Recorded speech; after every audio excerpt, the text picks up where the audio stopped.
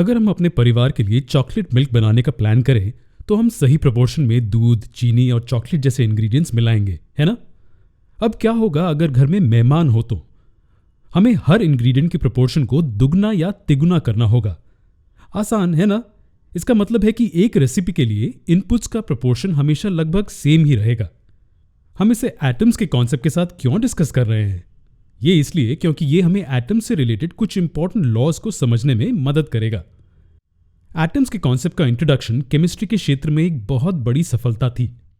हालांकि एटम्स की मौजूदगी को साबित करने के लिए बहुत से एक्सपेरिमेंटल सबूत जरूरी थे।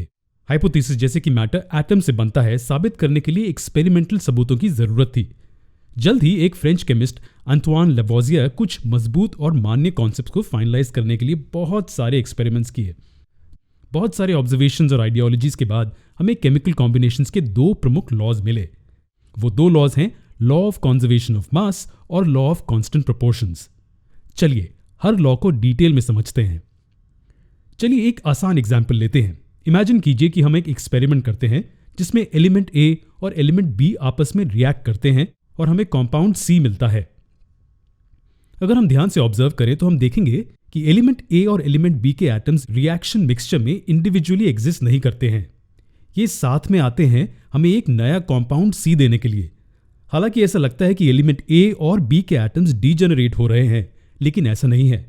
वास्तव में ये कंबाइन हो रहे हैं हमें कंपाउंड सी देने के लिए। अंतवान लेवोजियर ने फिर कंजर्वेशन ऑफ मास का एक लॉ पेश किया। और क्या आप जानते हैं कि वो हमें क्या बताता है? वो बताता है कि एक केमिकल रिएक्शन में मास ना तो बनाया जा सकता है और ना ही नष्ट किया जा सकता है। उन्होंने इस लॉ को ये कहकर समझाया कि मैटर एक पहले से मौजूद मैटर से बनता है और एक नए बने मैटर का मास पहले के मौजूद मैटर के मास के बराबर होगा। हम ना तो नया मैटर बना सकते हैं और ना ही एग्जिस्टिंग मैटर को नष्ट कर सकते हैं। तो जो चॉकलेट मिल्क हमने शुरुआत में बनाया वो दूध, चीनी और चॉकलेट के साथ में मिलाने से आया है। उसी तरह हम देख सकते हैं कि कंपाउंड सी तभी बनता है जब एलिमेंट्स ए और बी के एटम्स साथ में मिलते हैं। नेचर में मौजूद होने वाले सब्सटेंसेस से ही नए सब्सटेंसेस बनते हैं। जो चीजें मौजूद हैं ही नहीं, उनसे नई चीजें नहीं बनाई जा सकती। कोई भी मैटर जो बना है उसके लिए इनपुट हमेशा वो मैटर है जो पहले से ही एग्जिस्ट करता है।